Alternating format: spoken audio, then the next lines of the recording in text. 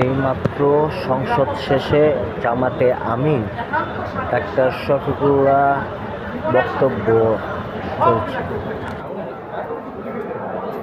এই সবগুলাকে উপেক্ষা করে এটাকে ম্যাপসের খাতায় তারা আজকে এটা উত্থাপনই করে। এর আগে সর্বশেষ বিলের আগে আসলো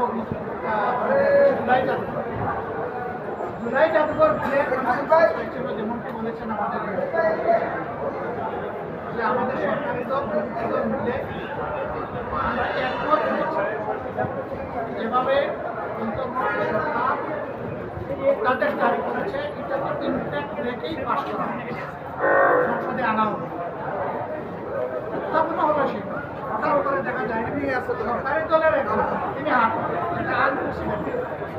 সাধারণত বিল উত্থাপন করে সরকারি দল অনুষ্ঠান বা আপত্তি তাকে হাত ওঠায় বিরোধী দল, যেখানে হাত উঠালেন একজন সরকারি দলের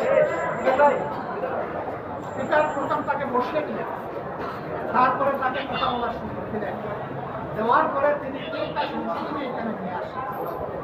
3টা সংশোধনীর ব্যাপারে আমাদের নীতিগত আপত্তি আছে। তার চেয়ে বড় আপত্তির জায়গাটা হচ্ছে আমরা তো জানলামই না যে কি সংশোধনী নিয়ে এসেছে, এটা জানার সুযোগ হয় না। তারা বলবেন মেমোতে দিয়েছে। এখানেও স্মরণ করিয়ে দিতে চাই একটা আইন তৈরি হচ্ছে এখানে বসে বসে জাতির জন্য। আমরা যখন কার্য উপদেষ্টা কমিটির দ্বিতীয় বৈঠক তখন তারা সময়ের স্বচ্ছতা দেখার করা হয়েছে। রাত 12টা পর্যন্ত সকাল বেকাল 2 বেলা, আগে 1 বেলা চল, ওই দিনের পর থেকে 2 বেলা করে শুরু হয়েছে। এটা তো আমরা মেনে নিয়েছি। এই 2 বেলা শুরু হওয়া অধিবেশন চলছে,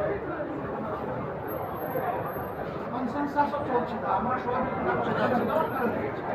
আজকে মহোদয় স্বীকার করছে, সবাই স্বীকার করে। কিন্তু হঠাৎ করে এটা এনে দলীয় শেখ দেওয়ার চেষ্টা বলা হল। মন্ত্রণালয় যেহেতু এটা তদারকি করবে, এখানে মন্ত্রী না থাকলে এটা হবে। পরে তারা খোলামেলা বলেই ফেললেন যদি এখানে সরকারি দলের নিয়ন্ত্রণ না থাকে তাহলে এটা চলবে। এমনকি আমাদেরকে বুঝ দেওয়ার জন্য এটাও বলে ফেললেন